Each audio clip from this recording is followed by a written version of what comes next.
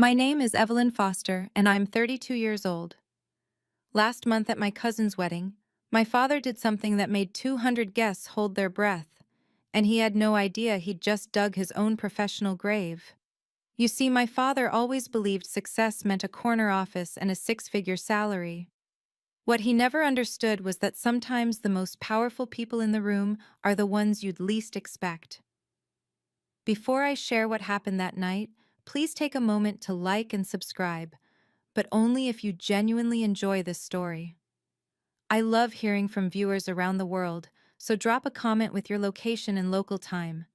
It's amazing how universal these family dynamics can be. Now let me take you back to that elegant ballroom at the Ritz-Carlton, where crystal chandeliers cast shadows on what would become the most revealing night of my father's life.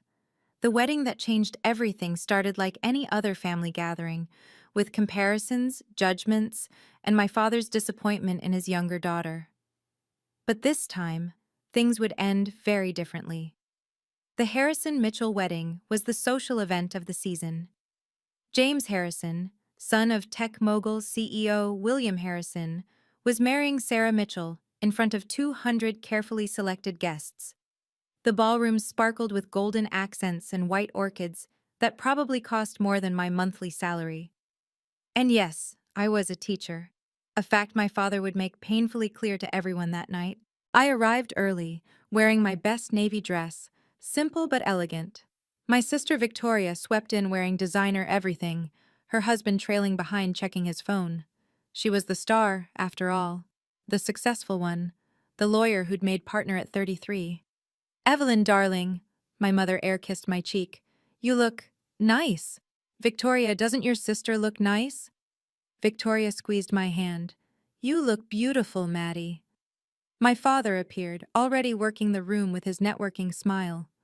Robert Foster, deputy CFO of Harrison Technologies, in his element among the corporate elite. He spotted us and his expression shifted, pride when he looked at Victoria, something else when his eyes landed on me. "Girls, come, the Weathertons want to say hello." The Weathertons owned a chain of private schools. This should be interesting. "Robert, these must be your daughters," Mrs. Weatherton gushed. My father's chest puffed out. "Yes, this is Victoria. She just made partner at Brennan and Associates.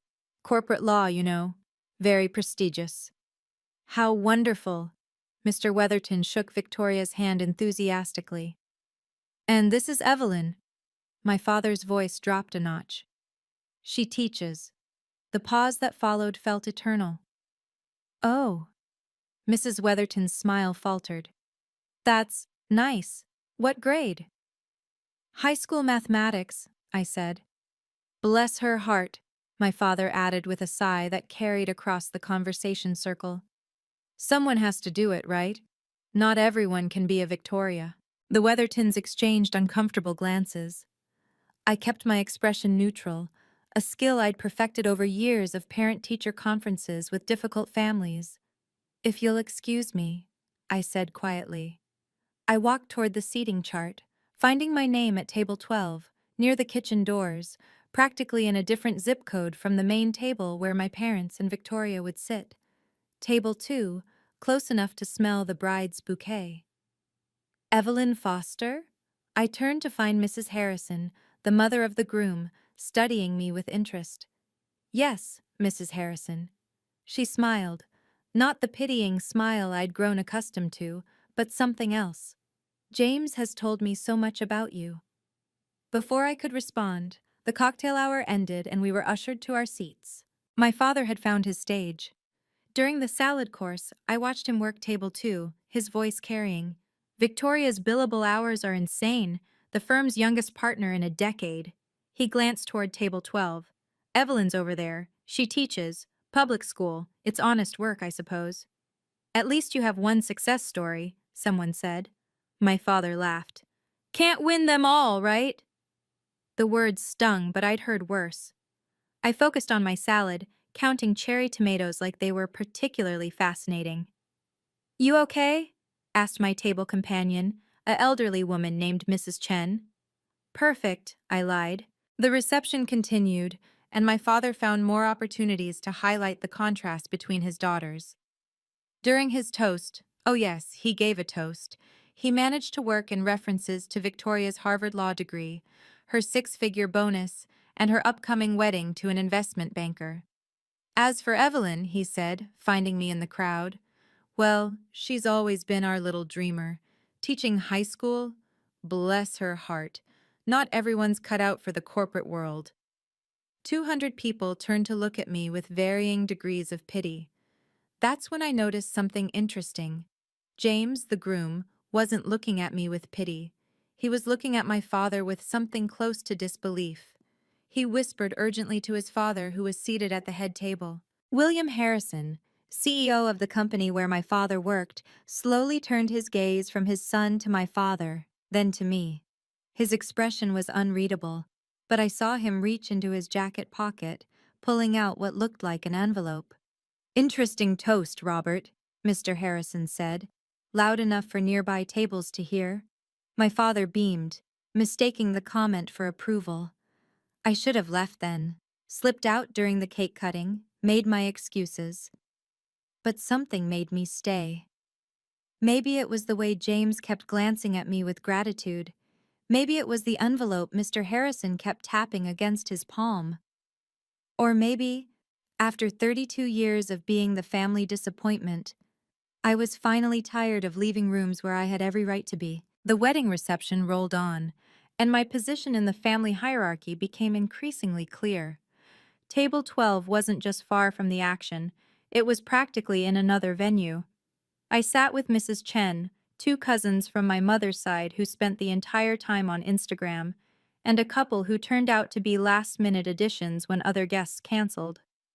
"So you're Robert's other daughter," Mrs. Chen said, not unkindly. "The teacher," I confirmed. "My grandson had the most wonderful math teacher," she began, but was cut off by the sound system crackling to life. "Ladies and gentlemen," my father had somehow gotten hold of the microphone again. "I just wanted to share something about raising children in today's economy. Oh no. My wife and I invested heavily in both our daughters' educations."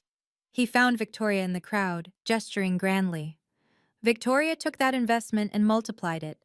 Harvard Law, top of her class, now pulling in mid-six figures at 33. Applause scattered through the room. Victoria looked uncomfortable. "And Evelyn?" He found me again, his smile turning rueful. "Well, we invested the same amount. Private schools, tutors, every opportunity. But she chose teaching." He shrugged theatrically. "What can you do? Not everyone has that killer instinct." "Unbelievable," Mrs. Chen muttered beside me. A man at a nearby table stage whispered to his wife. "That's harsh." My father continued, warming to his theme. "The return on investment, as we say in finance, varies greatly. Victoria's already paid back her education costs through the family's increased social standing. Evelyn, well, teachers do important work. Someone has to, right?" I stood up, needing air. Victoria caught my movement and started to rise, but I shook my head slightly. This wasn't her battle. In the hallway outside the ballroom, I leaned against the cool marble wall and practiced my breathing exercises, the same ones I used before parent conferences with helicopter parents. "Miss Foster?" I opened my eyes to find Mrs. Harrison standing there, elegant in champagne silk. "I needed a moment," I said. "I imagine you did." She studied me with those sharp eyes that had built a tech empire alongside her husband. "Your father doesn't know, does he?" "Know what?" "About you and James. About what you did for our son." I chose my words carefully. "I'm just a teacher, Mrs. Harrison. Your son was a student at Lincoln High years ago. That's all." She laughed, actually laughed. "Just a teacher? My dear, you have no idea what William is about to do you?" "I don't understand." "James failed 8th grade math. Did you know that? We hired 12 tutors. 12! He fired them all. Then you came along." "Mrs. Harrison, 5 years. You worked with him for 5 years, unpaid for the first 2 because you said, and I quote, 'No child should fail because their brain works differently.'" You taught him on weekends, evenings, summer breaks. You rewrote entire curriculum just for him. He needed help. That's what teachers do. That's what you do. And tonight, my husband is going to make sure everyone knows it. She returned to the ballroom, leaving me in the hallway with my racing thoughts. I hadn't wanted recognition. That wasn't why I'd helped James. But standing there, hearing my father's voice still echoing from the reception, I wondered if maybe it was time for the truth. When I returned to table 12, the energy in the room had shifted. My father was back at table 2, but now people were whispering, glancing between him and the head table where Mr. Harrison sat, that envelope now placed prominently in front of him. "Where did you go?" Mrs. Chen asked. "Just needed air." "You missed your father's analysis of career choices. Apparently, teachers lack ambition and business acumen." "Sounds about right." James and his new bride were making rounds, thanking guests. When they reached table 12, James broke protocol and hugged me. Not an air kiss or handshake, but a real hug. "Miss Foster," he said, loud enough for surrounding tables to hear. "Thank you for coming. It means everything." Sarah, his bride, whom I'd never met, took my hands. "James talks about you all the time. You changed his life." My father, 3 tables away, was straining to hear. "Congratulations to you both," I said simply. James leaned closer. "Dad's going to speak soon. Please don't leave." They moved on, but the damage was done. The whispers spread like wildfire. "The foster girl knows the groom?" "He hugged her like family." "Changed his life?" My father appeared at my table, his face tight. "Evelyn, what was that about?" "Congratulating the happy couple." "You know James Harrison? Why didn't you tell me?" "You never asked, Dad. You were too busy explaining my failures." He opened his mouth to respond, but the sound system crackled again. This time, it was William Harrison standing at the microphone, that envelope in his hand. Mr. Harrison's presence at the microphone commanded instant attention. The room fell silent except for the soft clink of champagne glasses being set down. My father quickly returned to his seat, straightening his tie. "Before we continue celebrating," Mr. Harrison began, his CEO voice filling the ballroom, "I need to address something I just heard." My stomach tightened. This was it, the moment where I could either let the truth emerge or stay silent forever. But what would silence cost me? I thought about next month's faculty meeting, where my principal would inevitably ask why I didn't leverage my connection to the Harrison family for school funding. I thought about future family gatherings where my father would continue his performance, each time chipping away at my professional dignity. I thought about my students, who deserved a teacher who stood tall, not one who shrank in shadows. The cost of silence was becoming too high. "Robert Foster," Mr. Harrison continued, "just gave us his perspective on investments and returns. As a businessman myself, I appreciate that lens. But I wonder if he's calculated all the variables." My father sat straighter, pleased to be mentioned by his CEO. 5 years ago, I'd made a choice. James Harrison had been on the verge of dropping out. Not because he wasn't brilliant, he was. But his brain processed numbers differently, and no one had taken the time to understand how. I'd spent 2 years teaching him for free, creating visual mathematics models, turning equations into stories his mind could grasp. The next 3 years, even after he'd moved on to high school, then college, I'd continued tutoring him through calculus, statistics, even the quantitative sections of his LSAT. If people knew this, everything would change. The dynamic at every family gathering, my father's entire narrative about his failed investment, my carefully maintained privacy. But if I stayed silent, I'd remain the family disappointment forever. The one who lacked ambition. The one who needed her successful sister to take care of her. "You see," Mr. Harrison said, that envelope still prominent in his hand, "some investments aren't immediately visible on a balance sheet." I caught Victoria's eye across the room. She knew something was coming. She always could read a room like a legal document. She gave me the smallest nod. Permission? Encouragement? Both? My phone buzzed with a text from James. You deserve this. Deserve what? Recognition I'd never asked for? My father's embarrassment? Or simply the truth? Evelyn, Mrs. Chen whispered beside me. You're shaking. I was, because I realized that staying silent wasn't just about protecting my privacy anymore. It was about accepting my father's version of my worth. It was about agreeing that teaching was somehow less than corporate law, that changing lives mattered less than billable hours. Some of you may not know, Mr. Harrison continued, his gaze finding me at table 12, that my son James struggled academically in his youth. The room tensed. This wasn't typical wedding speech territory.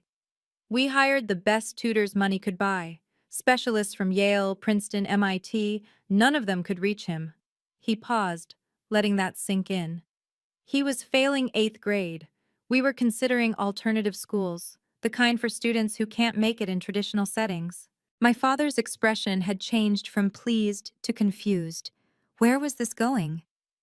Then we found someone who saw James not as a problem to solve, but as a brilliant mind that simply worked differently. Someone who refused payment for 2 years because, and I quote, no child should be priced out of understanding their own potential. The envelope in his hand, I suddenly knew what it contained. The thank you letter James had written after getting his Harvard Law acceptance. The one where he'd detailed every single way I'd changed his trajectory. I'd told him to throw it away, that teachers didn't need thank you letters. He'd promised he had. He'd lied. That person, Mr. Harrison said, now looking directly at my father, is sitting at table 12, banished to the back of the room, despite being the reason we're celebrating a wedding between 2 lawyers today instead of a very different story. 200 heads turned toward me. The weight of their stares was overwhelming, but not as heavy as the weight of silence I'd been carrying. My father's face had gone pale. He was doing the math now. All those times I'd been just tutoring some kid on weekends. All those evenings I'd missed family dinners for work stuff. All those summers I'd spent teaching summer school, when really I was getting James through advanced placement courses. But Robert thinks teachers lack ambition, Mr. Harrison said, his voice carrying an edge now. That they're failed investments. That they need to be taken care of by their more successful siblings. The room was so quiet, I could hear my own heartbeat. This was my moment. I could stand up, stop this, preserve my father's dignity and my privacy, or I could let the truth finish what it had started. I remained seated, my hands steady on the table. Sometimes the most powerful thing you can do is nothing at all. Have you ever been undervalued for your career choice?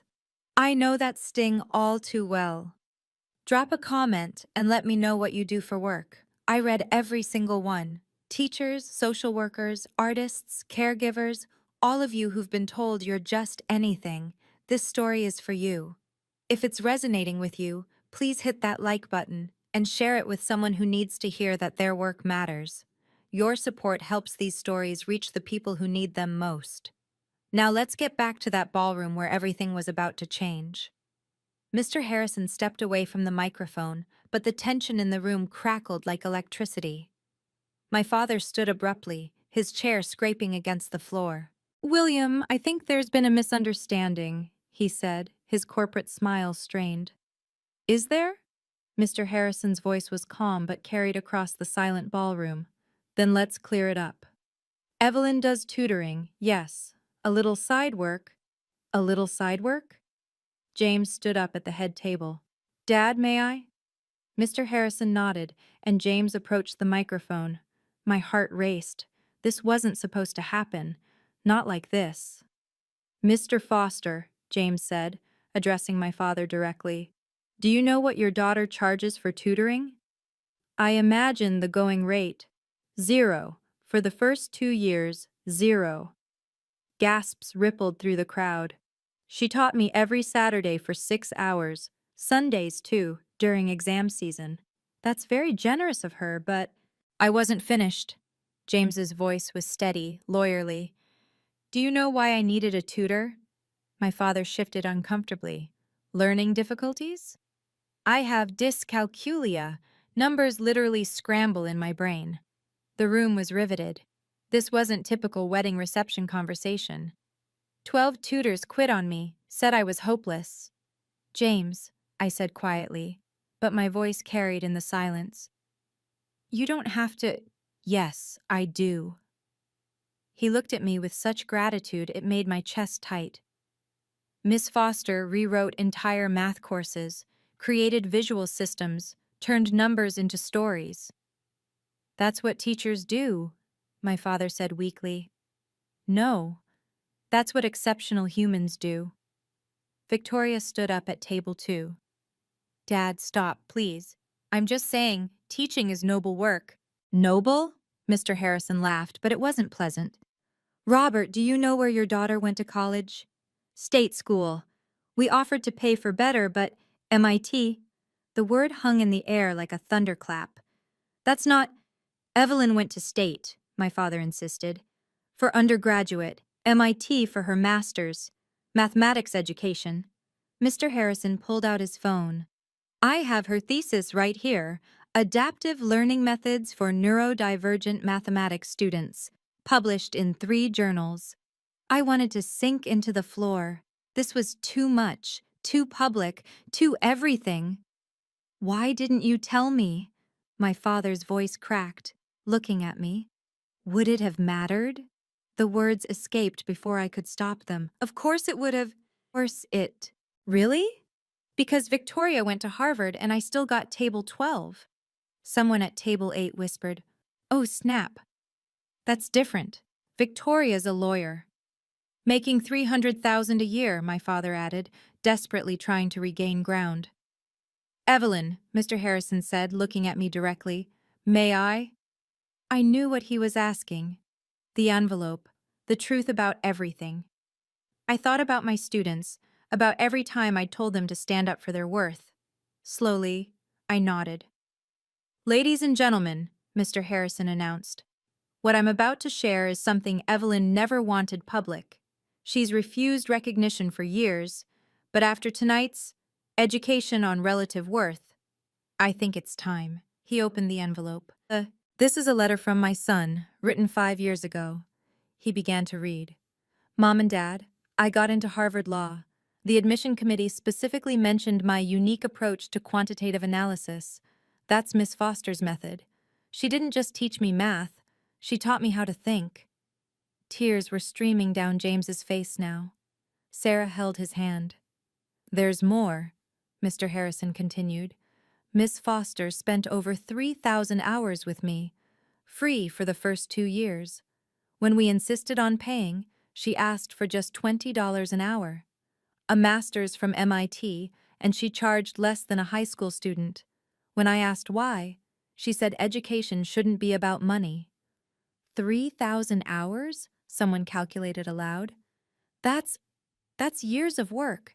But wait, my father interjected, desperate.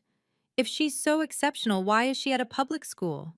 Because that's where I'm needed most. I stood up, finally. My voice was steady. Not everyone can afford private tutors, Dad. But the money isn't everything. Evelyn, Mr. Harrison said, tell them about your other students. No, I shook my head. This isn't about 3 other executives' children, all learning differences, all now in top universities. He looked around the room. She's the secret weapon parents whisper about, the teacher who can reach anyone. Then why didn't I know? My father's voice was small now. Because you never asked, Robert. Mr. Harrison's tone was ice. You were too busy measuring worth in dollars. The silence that followed was deafening. The ballroom remained frozen in that horrible silence. Then Mrs. Harrison stood up, and something about her movement commanded attention in a way that even her husband's CEO presence hadn't. Robert, she said, her voice carrying the authority of someone who'd built an empire, there's something else you should know. My father looked like he wanted to disappear. I think we've heard enough. No, I don't think we have. She walked toward the microphone with deliberate grace. You see, when James told us he was getting married, he had one non-negotiable requirement for the wedding. James squeezed Sarah's hand, and I saw him mouth, "Mom, please." His favorite teacher had to be there, not just invited, actually there. He checked with the venue 3 times to make sure Miss Foster RSVP'd. That's touching, but, my father started. I'm not finished. Mrs. Harrison's voice could have cut glass. Do you know why my son, on his wedding day, cared more about his former teacher's attendance than his own extended family? She reached into her purse and pulled out another document. My heart sank. I knew what that was, too. 5 years ago, James was suicidal. The word landed like a bomb. Several people gasped. My father went white. Mom, James said weakly. No, sweetheart. This needs to be said. She looked at me with such warmth. Evelyn found him on the school roof, talked him down, spent 6 hours with him that night. That's confidential, I said quickly. Mrs. Harrison, please. You're right, but my son waived confidentiality tonight. She held up the paper. Because he wanted everyone to know that the woman his father's deputy CFO just humiliated saved his life. The room erupted in whispers. My father sank into his chair. But there's more, Mr. Harrison took over again. Evelyn never reported it officially, never sought recognition, never even told us until James did years later. She protected his privacy, his future career prospects, everything. Why? Someone asked from table 6. Everyone looked at me. I stayed silent. Because that's what great teachers do, Victoria said, standing again. They save lives quietly, without press releases or bonuses or corner offices. Evelyn, my mother spoke for the first time all evening. Is this true? I looked at James, who nodded permission. He's here today. That's all that matters. But the hours, the free tutoring, MIT... My father seemed to be processing everything at once. Why didn't you tell us? Would you have listened? I asked. Or would you have found a way to make it less than Victoria's achievements? That's not fair, isn't it? You introduced me tonight as just a teacher. With a sigh. Bless her heart, you said. I didn't mean, yes, you did. My voice stayed calm, professional, the voice I used with difficult parents. You've meant at every family gathering for 10 years. Mr. Harrison cleared his throat. There's one more thing, Robert, the matter of compensation. Compensation? My father looked confused. For Evelyn's services, 3,000 hours of specialized tutoring. The going rate for an MIT graduate with her expertise is $300 per hour. Someone at table 4 did the math out loud. That's $900,000. Which Evelyn refused. She took $60,000 over 5 years, less than minimum wage for her qualifications. But, Mrs. Harrison added, we don't leave debts unpaid. Evelyn, would you please stand? I stayed seated. This isn't necessary. Stand up, Miss Foster. James's voice was firm. Please. Slowly I stood. The room's attention felt like a physical weight. Mr. Harrison pulled out a check. This is for $500,000. A consultation fee for the educational framework you developed. We're implementing it company-wide for employees' children with learning differences. I can't accept that. It's not charity, it's business. Your methodology has already helped 4 other executive families. The ROI is immeasurable. Evelyn, my father's voice was strangled. You're worth $500,000? No, Dad. I'm worth exactly what I've always been worth. You just never bothered to calculate it correctly. The room was silent again, but this silence felt different, charged, waiting. There's a contract too, Mr. Harrison continued. For ongoing consultation, another $100,000 annually, if you'll accept it. I looked at James, his tear-stained face beaming with pride. At Sarah, who I'd never met, but who looked at me with such gratitude. At the room full of people who'd pitied me an hour ago. Then I looked at my father. He seemed smaller somehow, shrunk by the weight of his own miscalculations. I need to think about it, I said finally. Of course. Mr. Harrison smiled. But Evelyn, the check isn't optional. It's already been processed through our foundation. Tax deductible. Legal. Irreversible. Someone started clapping, then another. Soon the entire ballroom was applauding, except for one table. Table 2, where my father sat in stunned silence. The applause died down, but my father wasn't finished. He stood up, his face flushed with a combination of embarrassment and anger. "This is ridiculous," he said loudly. "Evelyn, you're making me look like a fool." "No, Robert," Mr. Harrison's voice was steel. "You did that yourself." "She's my daughter. I have a right to—" "To what? Humiliate her? Diminish her achievements?" I was being realistic. Teaching doesn't pay. Enough! The voice that cut through was mine. I'd used it maybe 3 times in my entire teaching career, the voice that could silence a cafeteria full of teenagers. "Dad, sit down." He stared at me, shocked. "I said sit down." He sat. "For 32 years I've let you narrate my story. Poor Evelyn, not smart enough for law school. Poor Evelyn, settling for teaching. Poor Evelyn, needing her sister to take care of her." I walked toward the center of the room, my heels clicking on the marble. "Do you know what I did last week?" Silence.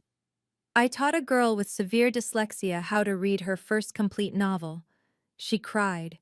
Her mother cried. I cried." I turned to face the room. "The week before, I helped a boy everyone called stupid get into engineering school." "That's very nice, but—" "I'm not finished." I faced my father directly. "You want to talk ROI? Fine, let's talk numbers. In 10 years, I've taught over 2,000 students. Statistically, I've taught future doctors, lawyers, engineers, artists, parents, leaders. What's the value of that?" "It's not the same as— As what? As Victoria's billable hours?" I laughed, but it wasn't bitter, just tired. "Do you know what Victoria told me last week?" My sister stood up. "Evelyn, you don't have to—" "She said she defends corporations from lawsuits, makes them richer, and she's brilliant at it." I smiled at my sister with genuine love. "But I teach humans how to think. Which one changes the world?" "Both," Victoria said firmly. "Both matter." "Exactly, both, not one more than the other." My father tried again. "I never said teaching didn't matter. Table 12, Dad. You put me at table 12. The seating was random." "Stop lying!" The words exploded out. "You requested the seating personally. The venue coordinator confirmed it." Gasps rippled through the crowd. "You wanted me far enough away that you wouldn't have to explain me to your colleagues.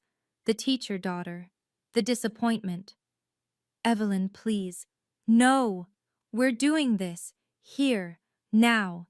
In front of everyone. Just like you wanted." I pulled out my phone. "Should I read the text you sent Mom?" "Keep Evelyn away from the Harrison table. Don't want to explain her job." My mother's face crumbled. "Robert, you didn't." "It was taken out of context." The context was crystal clear. I put my phone away. "But here's what you didn't know. Mr. Harrison requested I sit at his table. I declined. Said families should sit together." Mr. Harrison nodded. "She insisted on table 12. Said she didn't want to cause drama." "But you caused it anyway, Dad. With your toast, your comments, your constant, relentless disappointment." "I'm proud of you." "No, you're proud of Victoria. You're embarrassed by me." "That's not true." "Then why didn't you know about MIT, about James, about any of it?" "You never told me." "I tried. Graduation day, 2018. You asked if I was finally going to get a real job." He fell silent. "Christmas 2019. I mentioned tutoring a struggling student. You said, 'At least Victoria's thriving.' I didn't mean—" "Easter 2020. Mom asked about my work. You changed the subject to Victoria's engagement." "Stop." His voice was broken now. "Please stop." "Why?" Because it's uncomfortable? Because you're embarrassed? I walked closer to him. This is how I've felt every family gathering for a decade. Evelyn, my mother stood up. That's enough. Is it? Because I have 10 years of enough. 10 years of being less than. 10 years of apologies for my career. 10 years of bless her heart. The room was riveted. This was better than any reality show. You want to know the truth, Dad? The complete truth? I looked him straight in the eye. I make 80,000 a year from school, another 60 from private tutoring, plus the consultation work I never told you about. I own my condo outright. I have no debt. I take 2 vacations a year. I love my life. Then why didn't you say? Because it shouldn't matter. My worth shouldn't be measured in dollars. But that's all you see. That's not… James, I called out. What did your father offer me last year? James looked at his father, who nodded. A position at Harrison Technologies, Director of Learning Development, 300,000 to start. The room inhaled collectively. And, I prompted, you turned it down. Why? Because you said your students needed you more than executives needed another director. I turned back to my father. Still think I lack ambition? Wow, if you're still watching, your heart is probably racing like mine was that night. I know what it's like to have your worth questioned by the people who should support you most. If you've ever been there, leave a heart in the comments. Let's show each other we're not alone. And please, if this story is resonating with you, hit that subscribe button. We need more stories about standing up for our worth, whatever our profession. Share this with someone who needs to hear that their job matters. Now, let's see what happened when the truth finally came out. Mr. Harrison returned to the microphone, the envelope still in his hand, but now he pulled out something else. A thick, legal document. Ladies and gentlemen, forgive the interruption to my son's wedding, but sometimes truth needs witnesses. He looked directly at my father. Robert, you've worked for me for 15 years. You're good with numbers. So let me share some numbers with you. My father stood frozen, his face pale. Evelyn Foster has directly impacted 4 executive families in this room. He pointed to different tables. The Chens, the Weathertons, the Morettis, and us. Mrs. Chen from my table stood up. My grandson, Kevin. He's at Stanford now. Engineering. Evelyn taught him for 3 years. Mr. Weatherton stood next. Our daughter Emma. She has severe ADHD. Evelyn created an entire learning system for her. She's pre-med at Johns Hopkins. The Morettis stood. Our son Marco, autistic. Every tutor said college was impossible. He graduated MIT last year. Because of her. But here's the real kicker, Robert, Mr. Harrison continued. Do you know what Evelyn charged these families? Silence. Between $20 and $40 an hour, for expertise worth 10 times that, because she scales her pricing based on need, not market value. That's bad business, my father said weakly. Is it? Let's do the math you love so much. Mr. Harrison pulled out his phone. 4 families, average executive compensation, $2 million. Their children were failing. Without intervention, no college, no careers, generational wealth lost. Evelyn's intervention? Maybe 50,000 total across all families. The return? Priceless. You can't quantify. I can and I will. Kevin Chen just patented 3 innovations. Emma Weatherton is heading to medical school. Marco Moretti works for NASA. And James is about to make partner at 28. Youngest in his firm's history. James stood up again. And I need to say something else. Miss Foster didn't just save my academic career. She saved my life, literally. James, you don't have to, I started. I do. Because Mr. Foster needs to understand what he's been dismissing. He looked at my father. Your daughter found me on the school roof. I was 17. I'd failed another test. My parents had spent hundreds of thousands on tutors. I thought I was broken. The room was completely still. She didn't call security, didn't make a scene. She sat with me for 6 hours, She told me about famous people with learning differences: Einstein, Richard Branson. She said my brain wasn't broken, just different, like having a Mac in a PC world.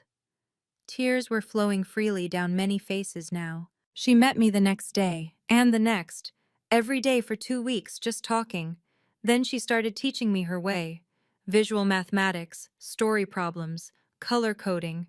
My brain understood for the first time. But she's not a special education teacher, my father protested weakly. No, she's better. She's someone who sees potential where others see problems. James looked at me. Miss Foster, may I? I nodded, though I wasn't sure what he was asking. He pulled out his own envelope. This is my Harvard Law acceptance letter. But more importantly, this is the recommendation letter that got me in. From Evelyn? Someone asked. No, from the dean of MIT's mathematics department, about Evelyn's teaching methodology. He called her a revolutionary educator whose techniques should be standard practice. Mr. Harrison took over again. Which brings me to this document. Evelyn, I know you said you need to think about it, but I want everyone to see what we're offering. He held up the contract.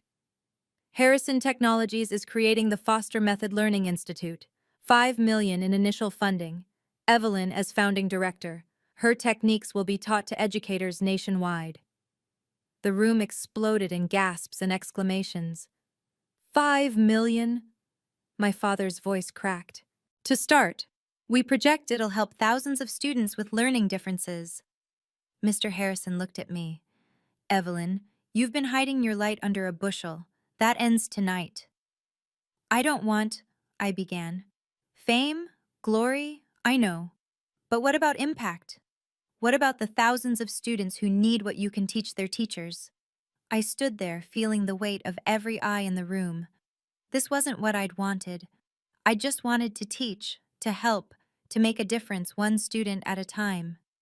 Evelyn, Mrs. Harrison said gently, you saved our son. Let us help you save others.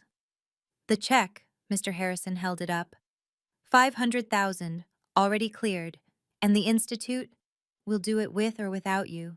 But it would be better with you. My father finally found his voice. Evelyn, I didn't know any of it. Because you didn't want to know, Dad.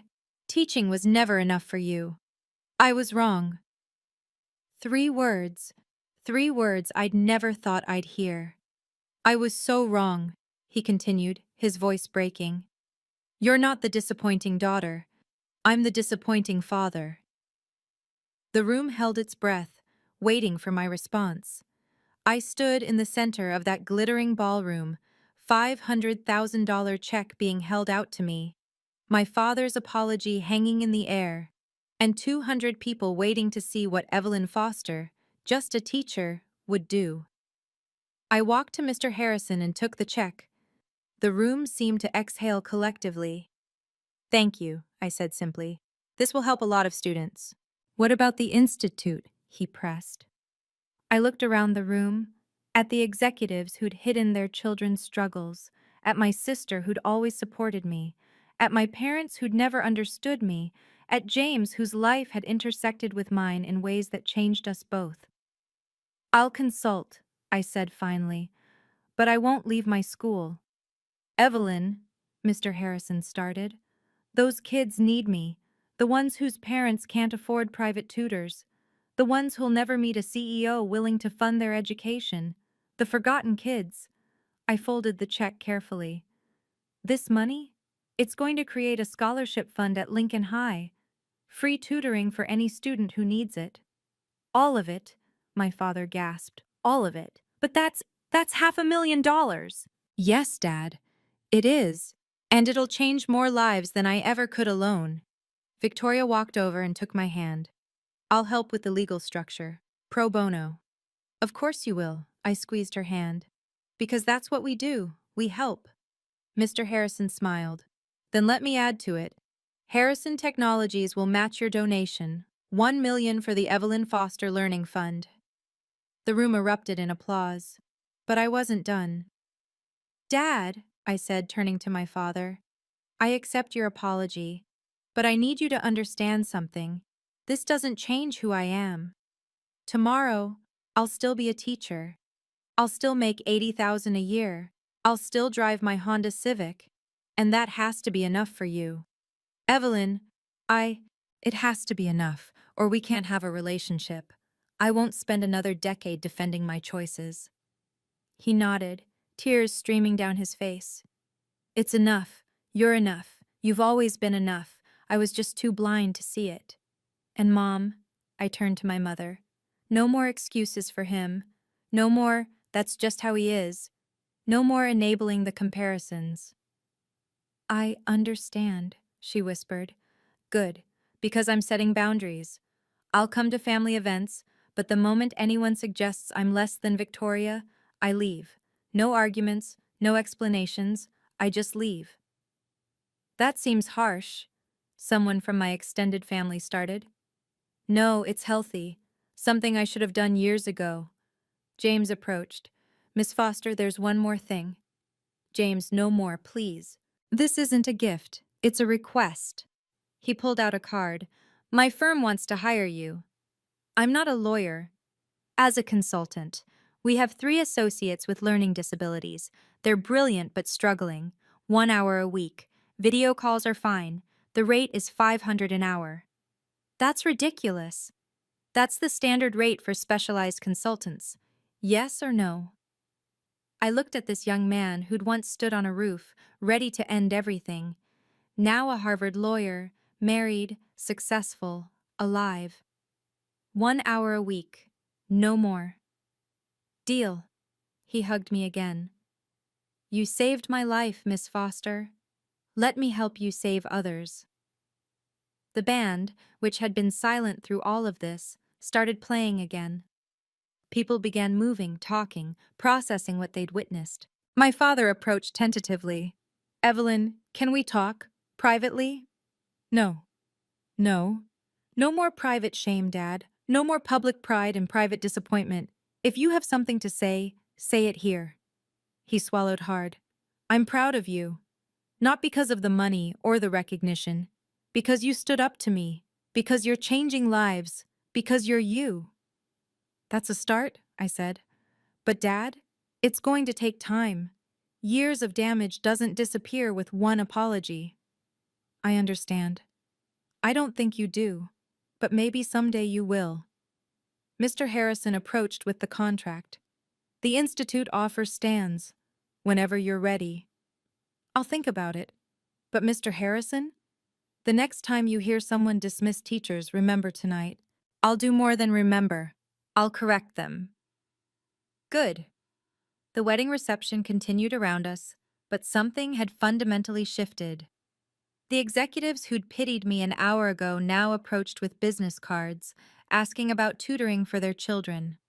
The relatives who'd whispered about poor Evelyn now wanted to know about my methods, but I wasn't interested in their sudden approval. I'd learned something valuable that night. My worth had never depended on their recognition. It had always been there, in every student I'd helped, every life I'd touched, every mind I'd opened. Evelyn, Victoria said, appearing at my elbow. You okay? I'm perfect, I said, and meant it. The next 3 months changed everything, and nothing. I returned to Lincoln High on Monday morning, same Honda Civic, same parking spot, same classroom. But the email waiting in my inbox was different. Evelyn Foster Learning Fund, established, initial funding $1,000. By lunch, word had spread. Not through me, I'd said nothing, but James had posted on LinkedIn, my teacher saved my life, now she's saving others. It went viral, 3 million views in 48 hours. My principal called me in. Evelyn, is this real? The fund? Yes. $1 million? For our students? Free tutoring for anyone who needs it. We can hire 10 part-time tutors, create a resource center, buy adaptive learning technology. She stopped me with tears in her eyes. Do you know what this means? Half our kids struggle with learning differences. Half. I know. That's why I'm doing it. The ripple effects were immediate. 17 families contacted the school that first week asking about the program, but more importantly, my current students looked at me differently. "Miss Foster," one said, "you turned down being a director to stay with us? Where else would I be?" But the money isn't everything, Marcus. Remember that. At home, the changes were subtler but deeper. My father called every day for 2 weeks. I answered none of them. On day 15, he left a voicemail. "I enrolled in a workshop, Understanding and Appreciating Educators. I'm trying, Evelyn. I'm really trying." I texted back. "Trying is a start." Victoria and I grew closer. She'd always supported me, but now she actively defended me. At a family dinner I didn't attend, she apparently told our aunts, "Evelyn's impact on the world is greater than mine will ever be. I help corporations, she helps humans." The professional opportunities were overwhelming. 7 school districts wanted me to train their teachers. 12 private tutoring companies offered positions starting at $200,000. A tech startup wanted to build an app based on my methods. I turned them all down, except one, a nonprofit that worked with underserved communities. I agreed to conduct free monthly workshops for their teachers. "You're leaving money on the table," my accountant said. "I'm leaving money where it doesn't matter to take purpose where it does." 3 months after the wedding, my father showed up at Lincoln High. Security called me. "There's a Robert Foster here. Says he's your father? Send him to room 203. He entered my classroom tentatively, like a student late for class. He looked older, humbler. "Your principal gave me a tour," he said. "The learning center you're building, it's impressive." "It's necessary. I met 3 of your students in the hall. They spoke about you like you're a hero. I'm their teacher." Same thing, apparently. He pulled out an envelope. "I wanted to give you this." "Dad, I don't want—" "It's not money. Just read it." I opened it after he left. It was a letter to his company newsletter. "My daughter is a teacher. She makes $80,000 a year and she's the most successful person I know. Success isn't measured in dollars but in lives changed. Evelyn has changed thousands. I've changed spreadsheets. She wins." He'd signed it Robert Foster, proud father of a teacher. I called him that night. "Dad? Evelyn?" His voice was hopeful. "Sunday dinner. I'll be there." "Really?" "Really. But Dad, the first comparison to Victoria, I leave." "There won't be any. You're incomparable. Both of you. In different ways." The Evelyn Foster Learning Fund officially launched 6 months after the wedding. The first student we helped was a girl with dyslexia who'd been told she'd never read above a 3rd grade level. 6 months later, she read her first young adult novel. Her mother sent me a video of her crying, holding the book. "I finished it. Miss Foster's tutors helped me finish it." That video was worth more than any check. James made partner at 28, as predicted. His first act was establishing a pro bono program for students with learning disabilities facing school disciplinary actions. He named it the Foster Initiative. Mr. Harrison's institute moved forward without me as director, but with my methods at its core.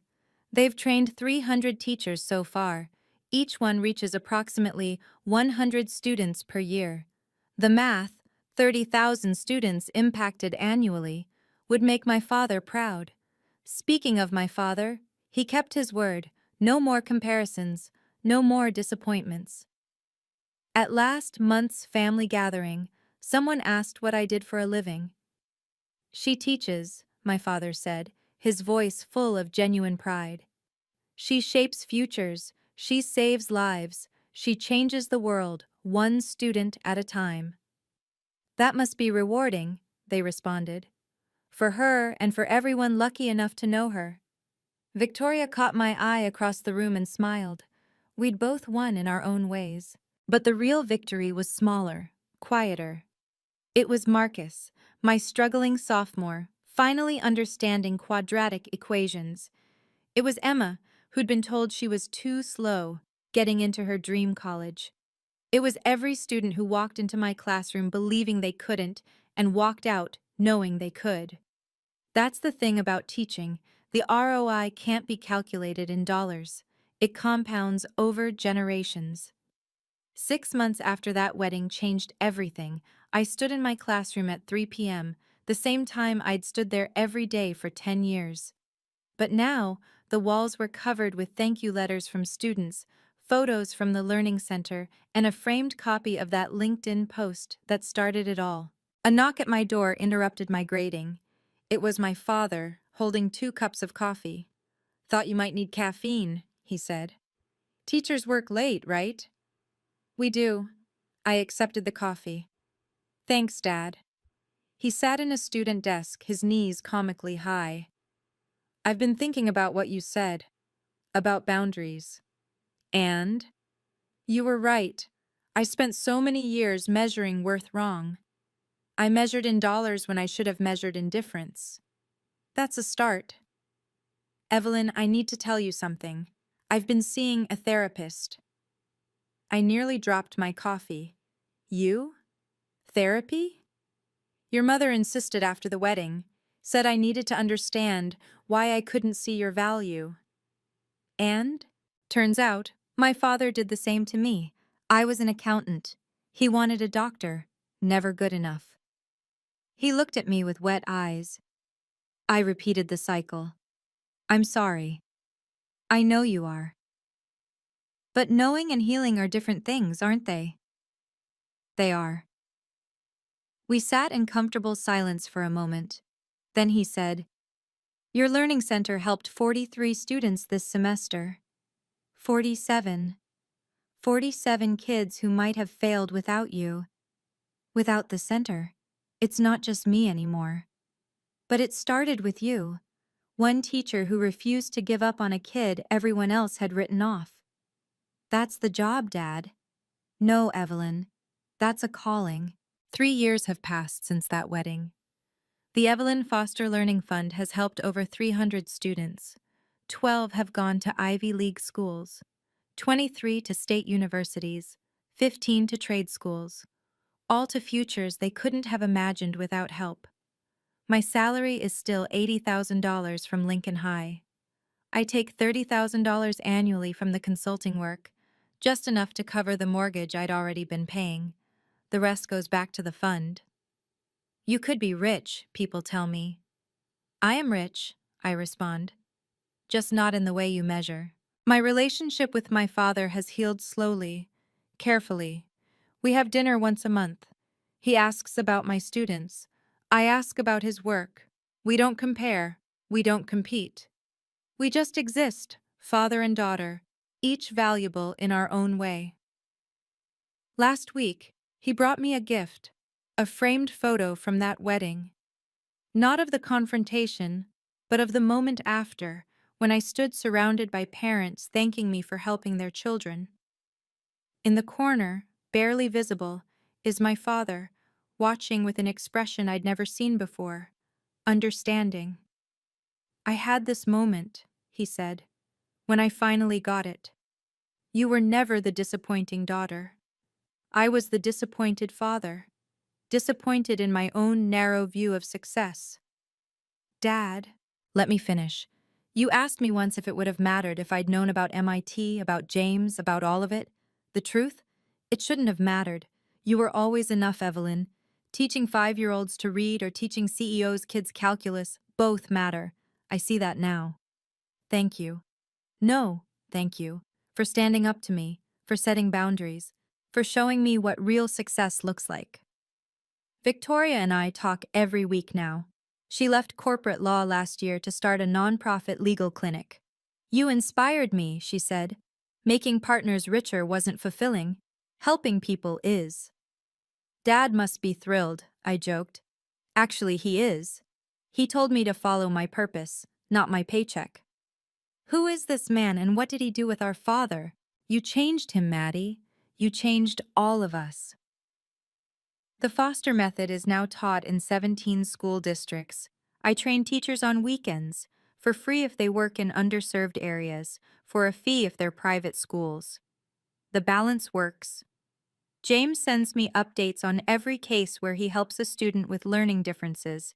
His latest, a boy with ADHD who was being expelled for behavioral issues that were actually symptoms.